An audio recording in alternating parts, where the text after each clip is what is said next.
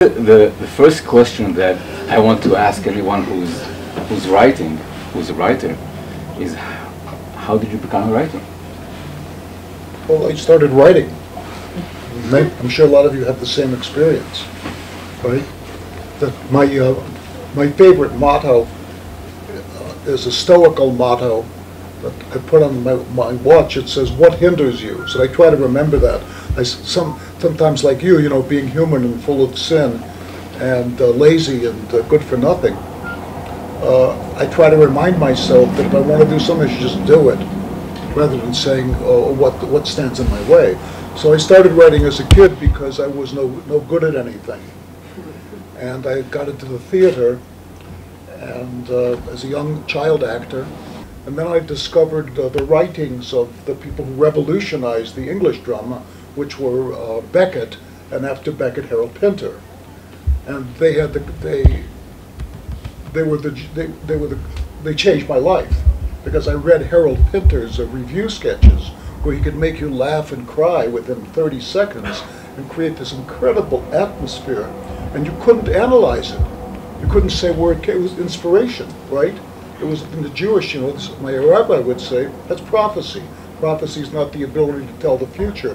Prophecy is some connection to the eternal.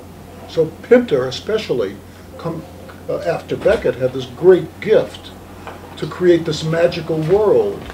And he did it in very few words, and he did it without stage directions, and he did it without directions to the actors, but yet it's undeniable what he did. So I said, well, hell, I want to do that. So I started doing it. And I went to a very famous theater school in New York for a year called the Neighborhood Playhouse School of the Theater. And I didn't understand anything they were talking about. I think one reason was because it was a school for actors, and they didn't have any talent as an actor. So nothing they said struck a responsive chord in me. But I learned so much from watching the other actors perform. When it was their turn to do it. It was my turn to do the scene. I learned nothing except that I'm terrified and I have no talent. But when I watched them, I tried to understand what was happening between them. And what I saw was, it was the same thing that Pinter was talking about. And that if you could write a scene where you took away everything except your understanding of the two people's objective, the audience would follow it. You don't have to tell the audience anything. And so because I didn't have any talent as an actor, but I didn't want to leave the theater, I became a director. I like bossing people around. I had a vision, right?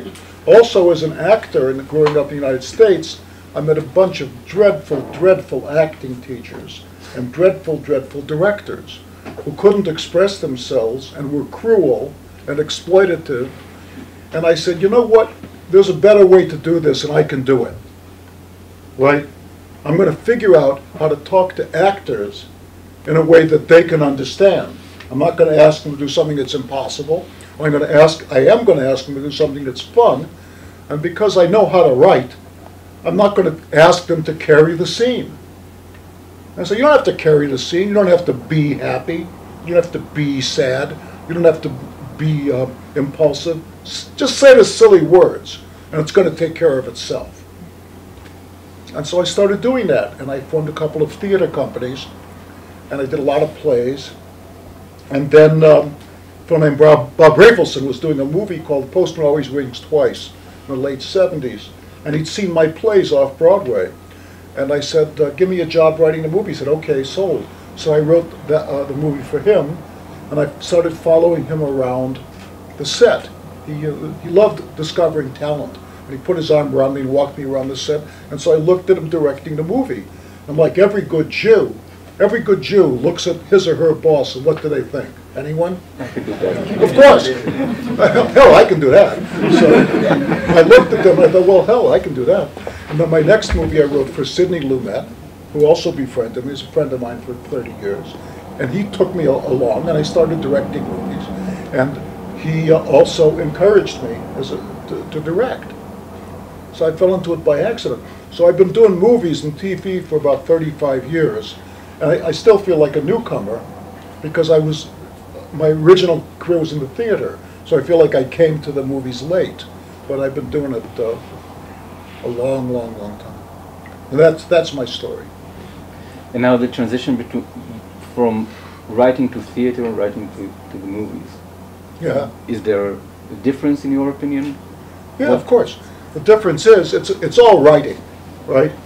I mean, if you're a woodworker, some of the same tools that you use to make a jewelry box, you're going to use to make a boat. It's working with wood, okay? But obviously there are different requirements.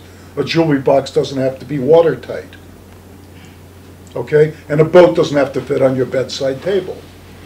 So writing for the theater and writing for movies are both telling a story, but all understanding, as far as I'm concerned, comes from understanding the medium.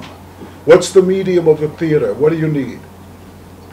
2 actors. Beckett says you just need 1 actor, right? The ancient Greeks said you just need a 1 actor and a text.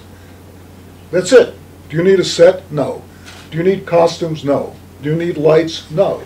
You need a text which will hold the audience's attention. The audience's attention is held by the text. It's not held by the actors. How do we know?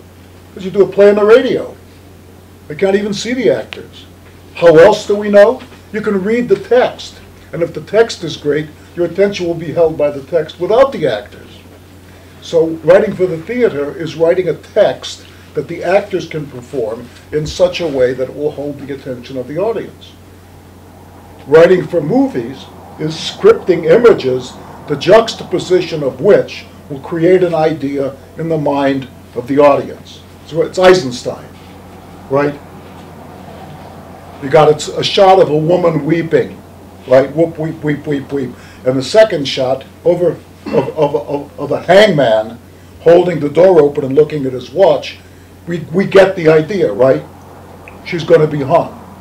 You got exactly the same shot of the woman weeping, and you cut to the other shot of a little boy is going off for school for the first time. We get the idea. Her son's leaving home. The shot should be uninflected, and the juxtaposition should create the idea in the mind of the audience. That's how you write a movie. Can you make a movie without dialogue? You bet. A, we have silent movies, and B, you ever watch a movie on the airplane?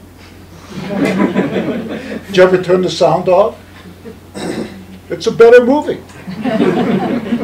Not only is it a better movie, but the flaws become more evident, right?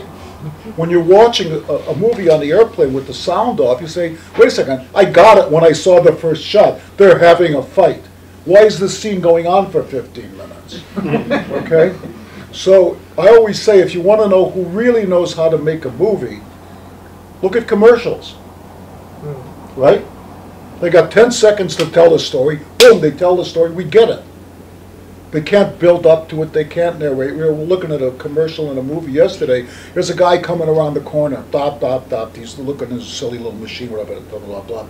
There's a woman coming around the corner. She's talking on her cell phone. We get it. They're going to run into each other, right? So our mind leaps ahead. We think we know the answer. They run into each other. They knock each other down. And when they pick each other up, they've got 3 little babies, right? So we thought we knew the answer. It's our mind leading itself to its own destruction. We laugh because we thought we knew perfectly well what was going on, and we're rewarded by a surprise. So you take it, I get it, they're going to look into each other, they're going to bump into each other, they're going to fall in love, they're going to exchange notes, they're going to fall in love, they're going to fall out of love. But no, bang, they bump into each other. When they turn around, they got 3 babies, they need a better car. So it's an advertisement for a car. So that's genius thinking, right? So Emile Bernays, anybody know who he was? He's Freud's son-in-law. Son-in-law? Yeah. Son-in-law. He invented something called public relations. You know what public relations is? It's called? It's lying for profit.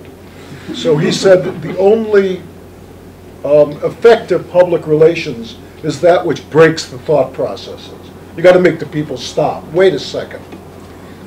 So you put that together with Eisenstein, and that's how you make a movie. It's a juxtaposition of images to tell a story in such a way that the juxtaposition creates a new idea in the mind of the audience, which didn't exist previously.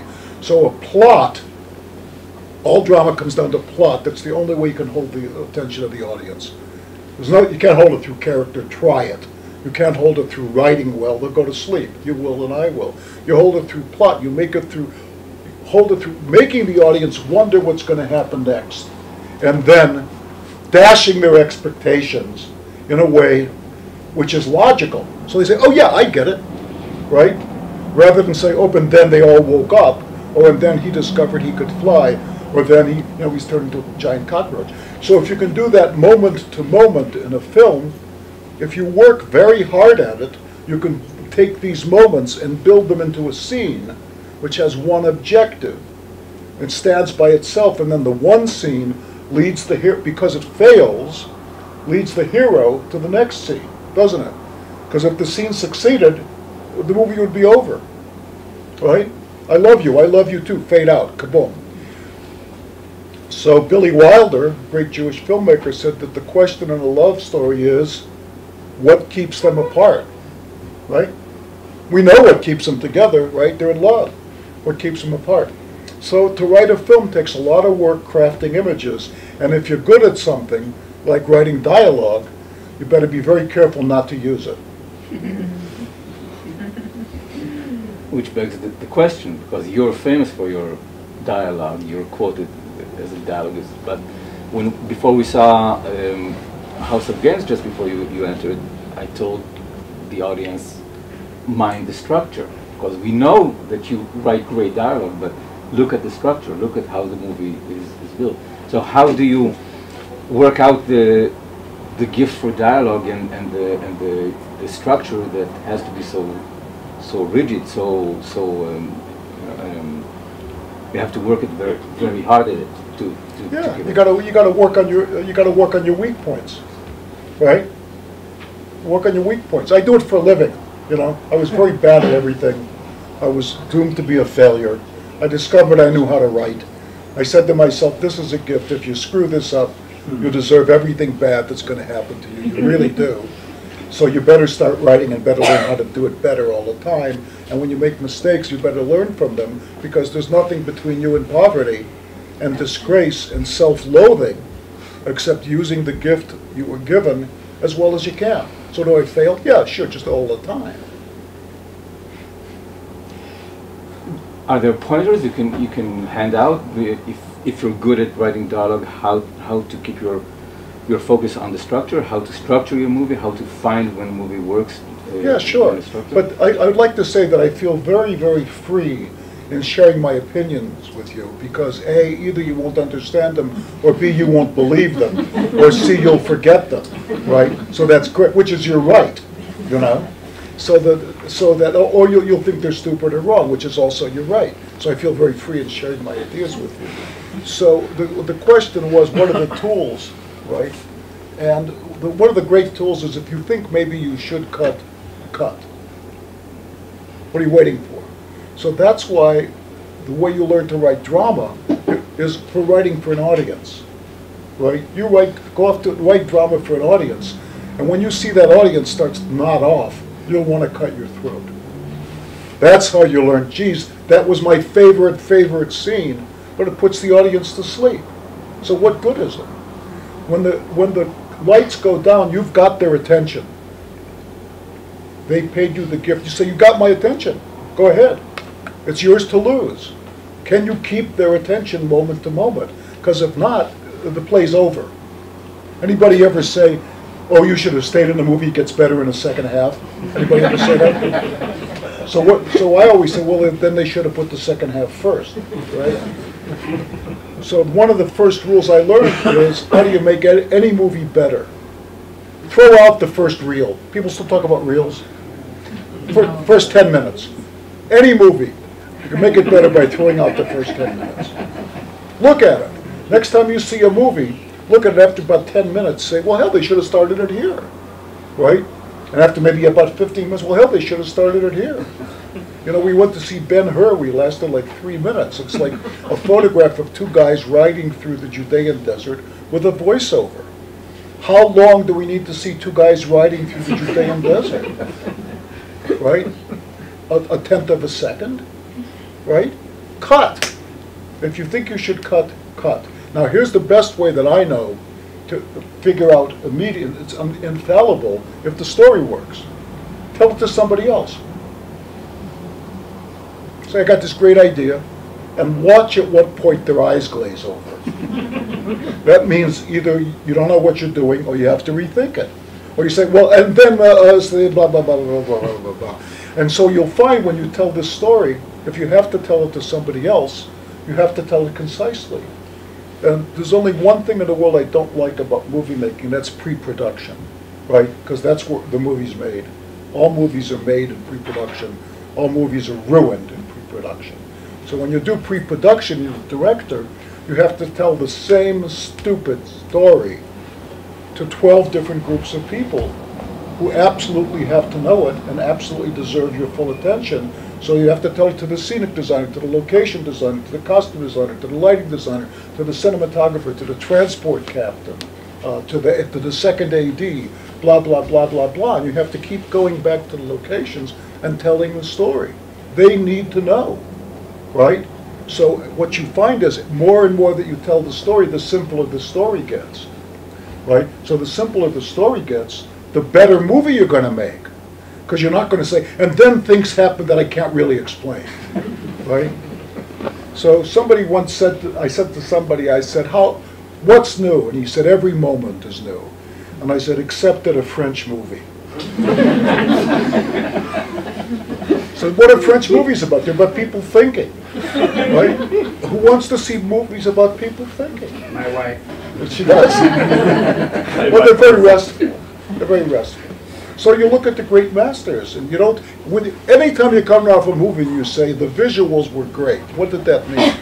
The movie was no what? It means the movie was trash. Yeah, the movie was trash. Visuals were great. You can take a picture of anything. So what?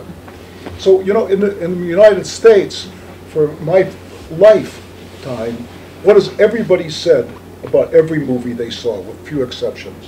What? Anyone? It's not that bad. It's not that bad.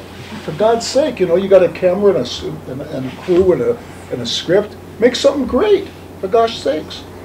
So I always think that the toughest part, after you write the script, we all write the script, say, this is great.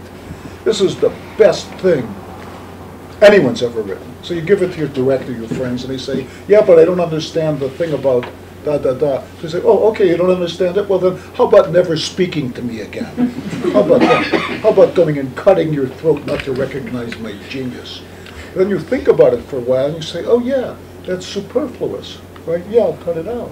And so the process of moving toward filming is to cut it out, cut it out, cut it out till you're just left with the story. A story that you can tell over a glass of beer in 10 lines and keep somebody's attention. If you can do that, you can make a movie, a good movie. And if you can't do that, you can't make a good movie. That's all it is, keeping the audience's attention because you understand the form. A bunch of pictures. Your movies, the earlier movies had many twists and turns. Do you reveal, when you tell the stories to the transport captain in 12 sentences, do you reveal the twists and turns and how it? Well, it's not gonna hurt the movie to reveal the twists and turns to the transport captain, right? Because what each person is asking is, what's the essence of the scene, right? Transport captain wants to know how many trucks he or she needs. Okay, the scenic designer wants to know what's the essence of the scene. So there's two ways that you could talk about it. You say, it's the place where they all fall in love.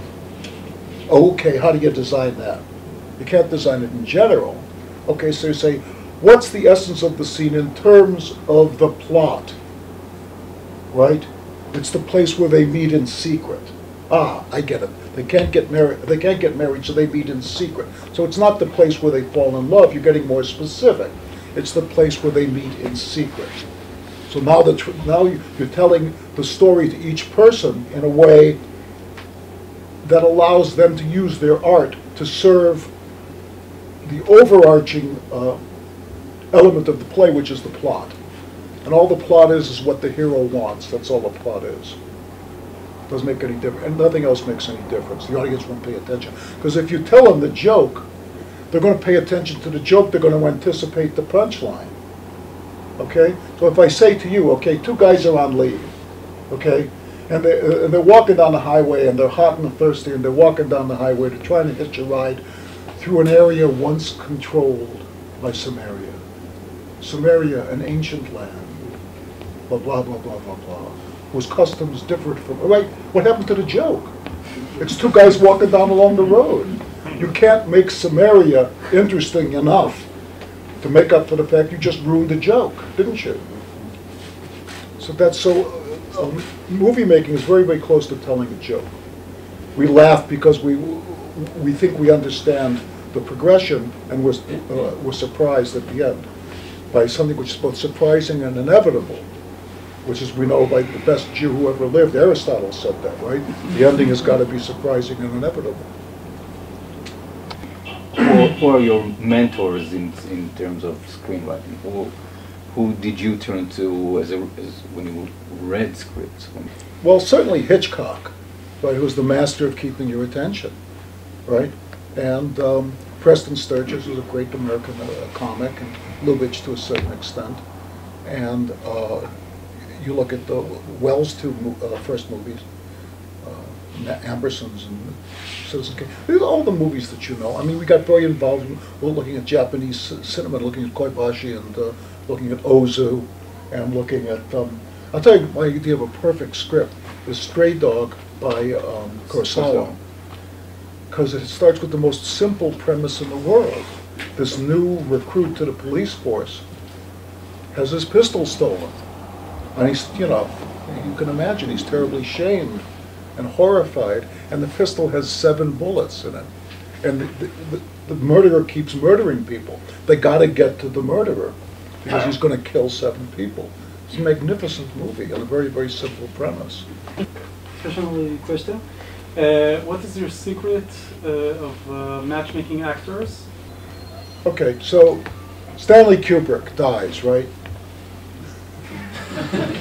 Stanley Kubrick, one of the great filmmakers, genius. So St. Peter is guarding the pearly gates, right? St. Peter figures a lot in a lot of Jewish jokes. He's guarding the pearly gates. Nobody gets into heaven without they talk to St. Peter. So they say, Stanley Kubrick, welcome to heaven.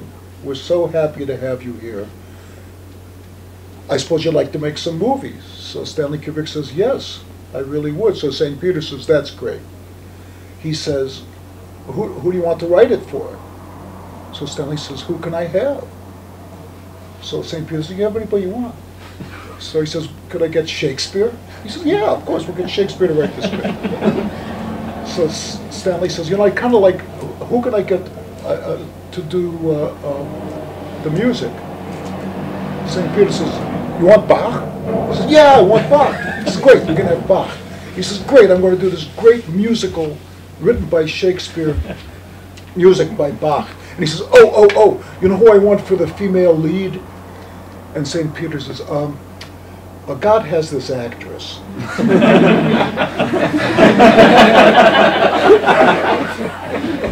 So get a good producer. So I hope that answers your question. No, I was very fortunate. When I first started out directing movies, I had people I'd worked with in the theater for many, many years. And I had enough money, just enough money to make the movie. And I said, come on, guys, we'll all go make the movie together. So we made a bunch of movies together, and it's a great blessing. People I've worked with now almost 50 years. It's a great, great blessing. Do you decide on the style before you shoot it, or are there times that you decide, you get a clear vision when you edit it?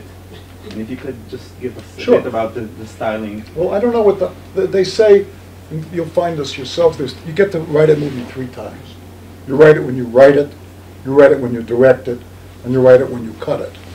So you write it and write it and write it and get the best script you can write, best script you can write. Then you go onto the set.